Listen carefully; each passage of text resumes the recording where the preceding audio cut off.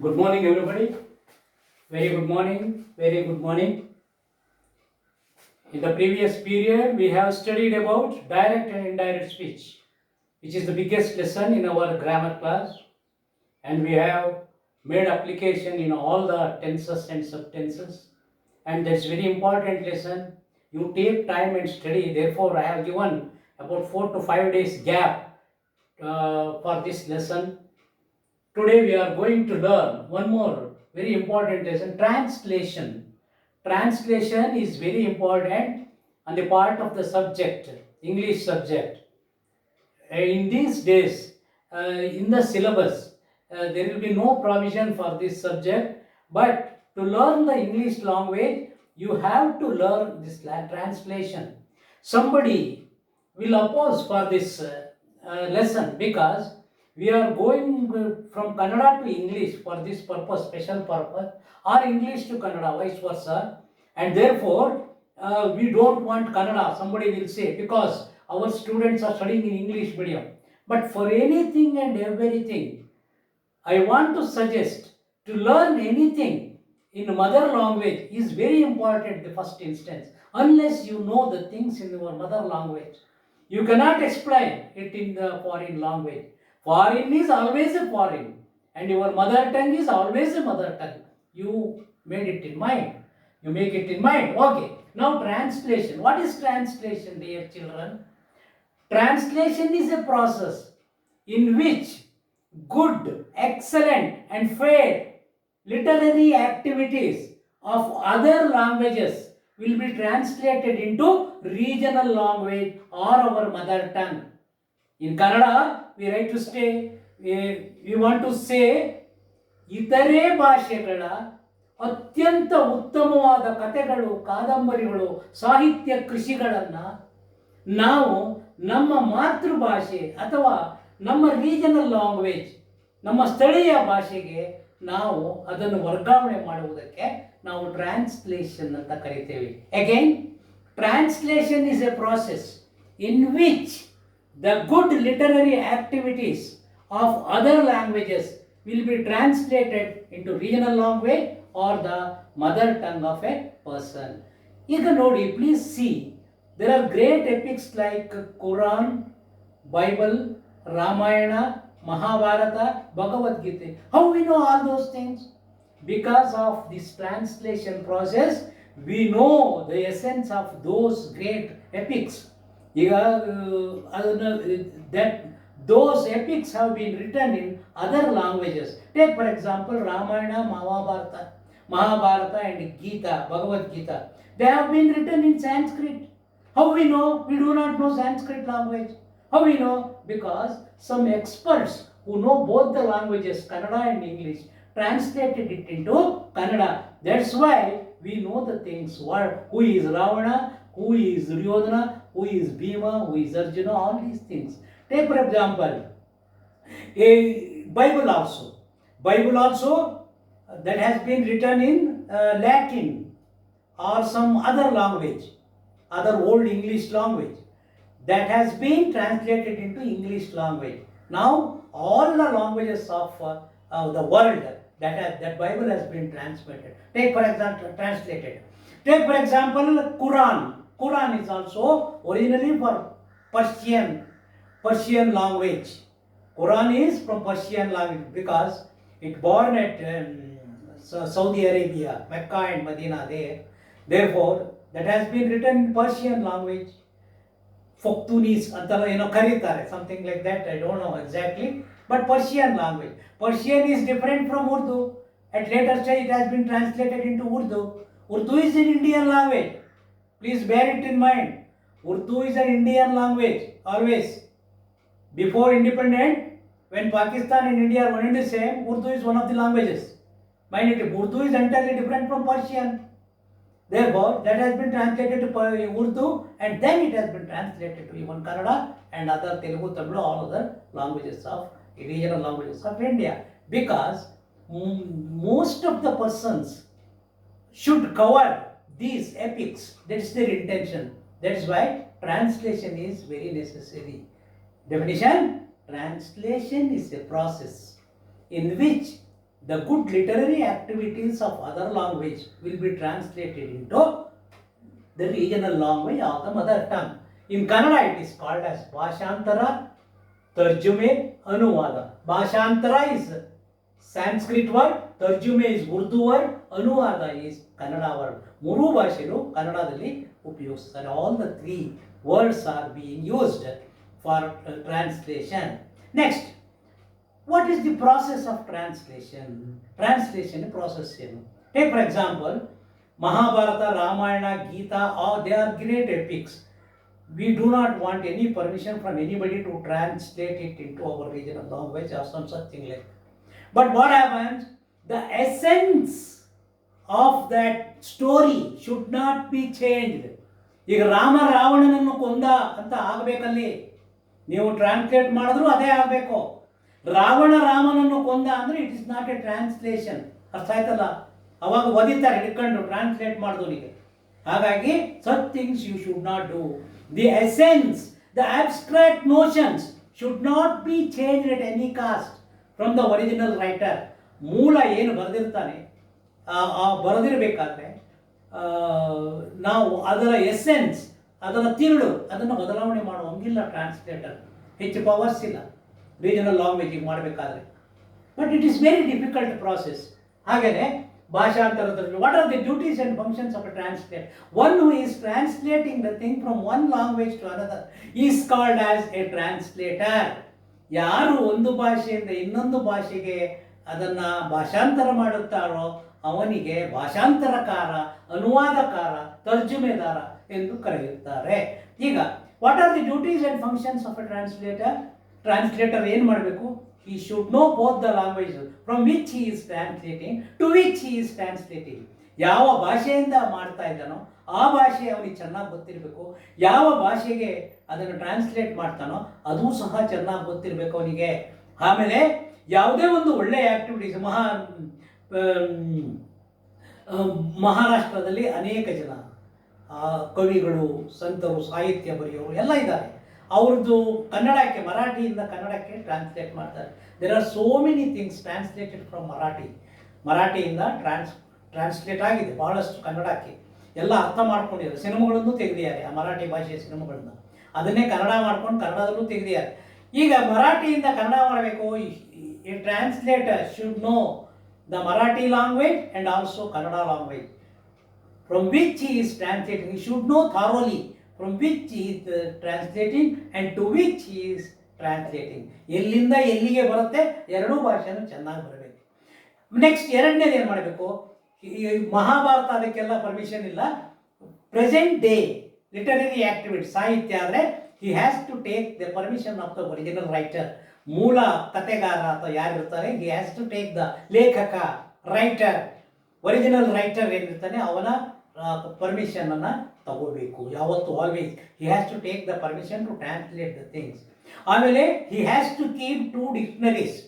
One is from which language he is translating, another to which language he is converting it. ಎರಡು ಭಾಷೆದು ಇಟ್ಕೋಬೇಕು. ಈಗ ಮರಾಠಿಯಿಂದ ಕನ್ನಡಕ್ಕಾಗಬೇಕಂದ್ರೆ ಮರಾಠಿಯಿಂದ ಕನ್ನಡ ಅರ್ಥ ಬರುವ ಒಂದು ಡಿಕ್ಷನರಿ, ಕನ್ನಡದಿಂದ ಮರಾಠಿಗೆ ಹೋಗುವಂಥ ಒಂದು ಡಿಕ್ಷನರಿ, ಎರಡು ಡಿಕ್ಷನರಿನ ಇಟ್ಕೋಬೇಕು. ಈಗ ಇಂಗ್ಲೀಷಿಂದ ಮಾಡ್ತಾ ಶೇಕ್ಸ್ಪಿಯರ್ ಕೃತಿಗಳನ್ನು ಮಾಡೋದಾದರೆ ಶೇಕ್ಸ್ಪಿಯರ್ಸ್ ವರ್ಕ್ಸ್ ಇದೆಯಲ್ಲ, ಏನಿದೆ, ಡ್ರಾಮಾ ಇರ್ಬೋದು, ಪೋಯಮ್ಸ್ ಇರ್ಬೋದು, ಪೊಯಿಟ್ರಿ ಇರ್ಬೋದು, ಎನಿಥಿಂಗ್, ಅವರು ಒಂದು ಡಿಕ್ಷನರಿ ಇದೆ, ಶೇಕ್ಸ್ಪಿಯರ್ ಡಿಕ್ಷನರಿ ಅಂತಲೇ ಇದೆ. He has to keep that dictionary there first and then he has to start translating the things. ಅದಕ್ಕೆ ಈಕ್ವಲ್ ಮೀನಿಂಗ್ ಕನ್ನಡದಲ್ಲಿ ಏನು ಬರುತ್ತೆ ನೋಡಬೇಕು. You take for example Indianisation ಅಂತ ಇದೆ, ಇಂಡಿಯನೈಸೇಷನ್ ಅಂತ. ಟೇಕ್ ಫಾರ್ ಎಕ್ಸಾಂಪಲ್ ಹ್ಯಾಮ್ಲೆಟ್ ಅಂತ ಒಂದು ಶೇಕ್ಸ್ಪಿಯರ್ ಡ್ರಾಮಾ ಬರ್ತಿದ್ದಾರೆ. ನಮ್ಮ ಕುವೆಂಪುರವರು ಅದನ್ನು 100% ಇಂಡಿಯನೈಸೇಷನ್, ಅಲ್ಲಿ ಇಂಗ್ಲೀಷ್ ಹೆಸರುಗಳಿದ್ರೆ ಇಲ್ಲಿ ಬಸವಯ್ಯ, ಶಿವಯ್ಯ, ರುದ್ರಾಕ್ಷಿ, ರುದ್ರಾಂಬೆ, ಚೆಲುವಾಂಬೆ ಅಂತ ಹೆಸರು ಮಾಡಿಕೊಂಡು ಸೇಮ್ ಸ್ಟೋರಿ ಇಂಡಿಯನೈಸ್ ಮಾಡಿಬಿಟ್ಟು ಭಾರತದ ನೆಲಕ್ಕೆ, ಮಣ್ಣಿನ ವಾಸನೆಗೆ ಅಥವಾ ಕರ್ನಾಟಕದ ಮಣ್ಣಿನ ವಾಸನೆಗೆ ಅನುಕೂಲ ಆಗೋಂಗೆ ರಕ್ತಾಕ್ಷಿ ಅಂತ ಒಂದು ಡ್ರಾಮಾವನ್ನು ಬರೆದಿದ್ದಾರೆ. ಸ್ಟಡಿ ಮಾಡಿದ್ದೀವಿ, ಇಂಗ್ಲೀಷು ಸ್ಟಡಿ ಮಾಡಬೇಕು, ಕನ್ನಡನೂ ಸ್ಟಡಿ ಮಾಡಿ ಭಾಳ ಚೆನ್ನಾಗಿ ಟ್ರಾನ್ಸ್ಲೇಟ್ ಮಾಡಿದ್ದಾರೆ ಅವರು. It is not a translation, it's conversion. ಈಗ ಒಂದು ಹಿಂದಿ ಪಿಕ್ಚರ್ ತೆಗೆದಿದ್ದಾರೆ, ಭಾಳ ಸಕ್ಸಸ್ ಆಗಿಬಿಡುತ್ತೆ. ಅದನ್ನು ಯಥಾ ಪ್ರಕಾರ ಮಾಡಿದ್ರೆ ಆಡಿಯೋ ಮಾತ್ರ ಚೇಂಜ್ ಮಾಡಿದ್ರೆ it is called as a dubbing. ಅರ್ಥ ಆಯ್ತಲ್ಲ? ಆ ಪಿಕ್ಚರ್ನೇ ಮತ್ತೊಂದು ಸಾರಿ ತೆಗೆದ್ರೆ ಅದು ಕಂಪ್ಲೀಟ್ ಕರ್ನಾಟಕದ ನೆಲಕ್ಕೆ ಹೊಂದಿಕೊಂಡಂಥ ವಿಚಾರ ಆಗ್ತದೆ. ಹಾಗಾಗಿ translation is different, dubbing is different, conversion is different. ಅರ್ಥ ಆಯ್ತಲ್ಲ? ರೀಮೇಕಿಂಗ್ ಈಸ್ ಡಿಫ್ರೆಂಟ್. ಅದಕ್ಕೆ ರೀಮೇಕಿಂಗ್ ಅಂತ ಕರೀತಾರೆ. ರೀಮೇಕಿಂಗ್ ಇನ್ ಯವರು ಅಂತ ಒಂದು ತೆಲುಗು ಪಿಕ್ಚರ್ ಇದೆ, ಭಾಳ ಚೆನ್ನಾಗಿದೆ picture.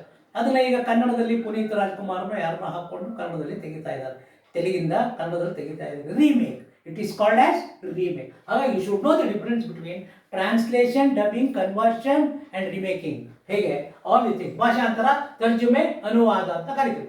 What are duties and functions of translate? First you have to take the permission of the original writer. ಇದ್ದರೆ ಸರ್ ಮಹಾಭಾರತಕ್ಕೆ ಯಾರು ತಗೊಳ್ಳೋದು ಸರ್ ಅಂತ ನೀವು ಕೇಳ್ಬೋದು. ಮಹಾಭಾರತಕ್ಕೆ ಪರ್ಮಿಷನ್ ಅವಶ್ಯಕತೆ ಇಲ್ಲ. ಬಟ್ ದಿ ಅಬ್ಸ್ಟ್ರಾಕ್ಟ್ ನೋಷನ್, ಒಳಗಿನ ಭಾವಾರ್ಥಗಳು ಅದು ಬದಲಾವಣೆ ಆಗಬಾರ್ದು. It should not be change anything. ಅರ್ಥಗಳು ಚೇಂಜ್ ಆಗಬಾರ್ದು, ಅನರ್ಥಗಳಾಗಬಾರ್ದು. ಅದು ಮಾತ್ರ ಮೇಂಟೈನ್ ಮಾಡಬೇಕು. ಇಲ್ದಿದ್ರೆ ಅವ್ರು ಜೀವಂತ ಇದ್ದರೆ ಅಥವಾ ಅವ್ರ ಫ್ಯಾಮಿಲಿ ಇದ್ದರೆ ಅವ್ರು ಬರೆದಿರ್ತಾರೆ ಕಾಪಿ ರೈಟ್ ರಿಸರ್ವ್ಡ್ ಅಂತ ಒರಿಜಿನಲ್ ಒಳಗೆ. Have to take the copyright reserved ಅಂತ. ಅವ್ರು ಏನಾದ್ರು ಕೋರ್ಟಿಗೆ ಹೋದ್ರು ಇವನು ಮಟಾಶ್, ಹಾಗೆ ಸಮಸ್ಯೆ ಇರುತ್ತೆ. ಹಾಗಾಗಿ ಅವ್ರು ಪರ್ಮಿಷನ್ ತಗೋಬೇಕು. He has to start translating. After complete works he has to take that translated version into the original writer. And ಇವನಿಗೆ ಎರಡೂ ಭಾಷೆ ಬರ್ತಿರುತ್ತಲ್ಲ, ಯಾವ ಭಾಷೆಯಿಂದ ಮಾಡ್ತಾನೆ. He has to explain the things. ನಾನು ಹೀಗೆ ಬರೆದಿದ್ದೀನಿ sir, I have written like this, I have written like that. Your idea, I have not changed, sir. He has to explain the things.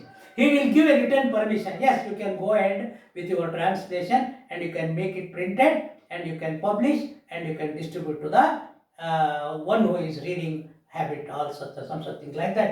ಈ ರೀತಿ ಹೇಳ್ತಾರೆ. ಆಮೇಲೆ ತಗೊಂಡು ಬಂದು ಅದನ್ನು ಪಬ್ಲಿಷರಿಗೆ ಕೊಡಬೇಕು. He has to submit the permission, original permission letter of the original author. That's very important. ಪಬ್ಲಿಷರಿಗೆ ಕೊಟ್ಟ ಮೇಲೆ ಅದು ಪ್ರಿಂಟಿಗೆ ಹೋಗ್ತದೆ. ಪ್ರಿಂಟ್ ಆದಮೇಲೆ ನಮಗೆ ನಮ್ಮ ಭಾಷೆಯಲ್ಲಿ ಆ ಮರಾಠಿ ಕಾದಂಬರಿನೋ ಅಥವಾ ಇಂಗ್ಲೀಷ್ ಕಾದಂಬರಿನೋ ನಮಗೆ ಗೊತ್ತಾಗುತ್ತೆ. This is the system of translation. ಹಾಗಾಗಿ he has to what are the duties and functions of a translator ಅನ್ನೋದನ್ನು ನಾನು ಹೇಳಿದೆ. ಈಗ ವಾಟ್ ಆರ್ ದಿ ಲ್ಯಾಕ್, ಏನೇನು ತೊಂದರೆ ಆಗುತ್ತೆ ಟ್ರಾನ್ಸ್ಲೇಷನ್ಗೆ? There are some words in other languages which we cannot spell in Kannada. ಕನ್ನಡದಲ್ಲಿ ಅದಕ್ಕೆ ಈಕ್ವಲೆಂಟು ಇರೋದೇ ಇಲ್ಲ. ಏನು ಮಾಡಬೇಕು ಅದಕ್ಕೆ? That is the major setback of the translation. There are certain words which are having good, very good words in the language from which you are translating, and you cannot find the same word, the meaning of the same word in your language. Then it starts trouble. Trouble ಭಾಳ ಬರ್ತದೆ. ಆಗ original ವರ್ಡನ್ನೇ ಉಪಯೋಗಿಸಿ ಅವರು ಟ್ರಾನ್ಸ್ಲೇಟರು ಅದಕ್ಕೆ ಬ್ರಾಕೆಟ್ನಲ್ಲಿ ಕನ್ನಡದ ವಿವರಣೆಯನ್ನು ಕೊಡ್ತಾರೆ.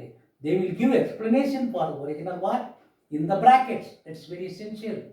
Therefore translation is a process in which a translator will be there from one language to another. It will be translated and he has to take the permission and he has to start translating. He has to keep two dictionaries, one from which he is translating, another to which he is translating. After completion of his translation work, he has to submit the same to the original author. He has to explain the things, his ideology and conversion and internal meaning, all these things he has to explain. And he has to take the written permission of the author. And then he has to come back. And after everything, the process is over, he has to give it to the publisher. And publisher will publish the book according to his profit. Understand, all of you? But in these days, what happened? There will be no literary activities. No literary activities. Just a cinema at least. No cinema, no literary activity. Nothing will be there in these days. Only thing is mobile. Mobile ಬಿಟ್ಟರೆ ನಮ್ಮ ಹತ್ರ ಇನ್ನೇನು ಇಲ್ಲ. ಟಿವಿನೂ outdated ಆಗ್ತಾ ಇದೆ. Because everything we can see in mobile itself. TV is also outdated. We have to see when TV will be gone out of the market. ಈಗ only thing is mobile. ಇದರಲ್ಲಿ ಏನಾದರೂ invention ಏನಾದ್ರು ಬಂದರೆ ನಾವು ನೋಡಬೇಕು. ಹಾಗಾಗಿ translation is a process in which translator translates the thing from one language to another language. All the things ಆಯಿತು. ಹಾಗಾಗಿ ಟ್ರಾನ್ಸ್ಲೇಷನ್ ಮುಗಿದು. ಇದು ಹೋಮ್ವರ್ಕ್ ಕೊಡ್ತೇನೆ. I will give you homework for this. ಒಂದು ಕನ್ನಡ ವರ್ಷನ್ ಕೊಡ್ತೇನೆ. ಈಗ ಬೇರೆ ಲ್ಯಾಂಗ್ವೇಜಿಂದ ಕನ್ನಡಕ್ಕೆ ಟ್ರಾನ್ಸ್ಫರ್ ಮಾಡಿ English to Kannada it is very easy. No problem at all. But Kannada to English ಇದೆಯಲ್ಲ, it is very difficult because verb should come in the middle in English. That's why it is very difficult. Therefore I will give you one para as a homework. ಒಂದು para ಬರೀತೀನಿ, ಇದೇ board ಮೇಲೆ ಬರೀತೀನಿ, ನೀವು ಅದನ್ನು ಪಕ್ಕಾ translate ಮಾಡಬೇಕು. ಈಗ ಟೇಕ್ ಫಾರ್ ಎಕ್ಸಾಂಪಲ್ ಹಸು ಅಥವಾ ಮಾವಿನ ಹಣ್ಣು ಇರ್ತದೆ, ಎರಡೂ ಸಹ every season you will get ಹಸು ಆ್ಯಂಡ್ ಯು ವಿಲ್ ಗೆಟ್ ಮಾವಿನ ಹಣ್ಣು. ಹಸು ಹಿಂದಿನ ಕಾಲದಿಂದ ಬಂದಿದೆ, ನಮ್ಮ ಹಿಂದೂಗಳು ಹಳೆ ಕಾಲದಿಂದ ಬಂದಿದೆ ಹಸು, ಅದನ್ನು ಪೂಜೆ ಮಾಡ್ತೇವೆ. ಅದೇ ರೀತಿ ಮಾವಿನ ಹಣ್ಣು ನಿನ್ನೆ ಇತ್ತಪ್ಪ, ಈ ಒಂದು 3 ಶತಮಾನದಿಂದದು ಮುಗಿದೋಯ್ತು ಅಂತ ಹೇಳೋಕ್ಕಾಗಲ್ಲ. You cannot tell. ಅರ್ಥ ಆಯ್ತಲ್ಲ? ಅಥವಾ ಯಾವುದಾದ್ರು ಪ್ರಾಣಿ ಇರ್ಬೋದು, ಎನಿ ಎನಿಮಲ್, ಅವೆಲ್ಲ ಸರ್ವಕಾಲಿಕವಾಗಿ ಇರುವಂಥ ವಿಚಾರ. Where everything is available, the particular thing is available in all the season, you have to present the case in present tense. ಆ ಟೈಮಲ್ಲಿ ನೀವು ಪ್ರೆಸೆಂಟ್ ಟೆನ್ಸಲ್ಲೇ ಪ್ರೆಸೆಂಟ್ ಮಾಡಬೇಕಾಗ್ತದೆ. You should know the tense, very important. While conversion ಅದು past ಟೆನ್ಸಲ್ಲಿ ಹೇಳ್ತಾ ಇದ್ದಾರೋ, present ಟೆನ್ಸಲ್ಲಿ ಹೇಳ್ತಾ ಇದ್ದಾರೋ, ಅಥವಾ ಫ್ಯೂಚರ್ ಟೆನ್ಸಿಗೆ ಹೋಗ್ತಾ ಇದ್ದಾರೋ, that's very important. You have to read the original sentence 1 time, 2 times and 3 times, and then you have to put your pen on the paper. Therefore, translation is over. The next lesson is comprehension, very important lesson or pedagogy. I will come to you to the next lesson. I will give you homework of this translation. This is enough, I think so, for your standard. For higher standard, we will go for higher translation, and we are going for exercises also in the class. But here, unfortunately, we cannot have more time, because you have got 7 to 10 subjects you have to study, and my subject also you have to study. Therefore, I cannot stress you all these things. You understand the things. Watch the video twice or thrice. Store it somewhere. Store it. If you have computer, store it somewhere. And you can see in next coming years, when you go to 7th standard, when you go to 8th standard, when you go to 9th standard, watch the same video again. You will have better idea rather than the present idea. Thank you very much, dear children.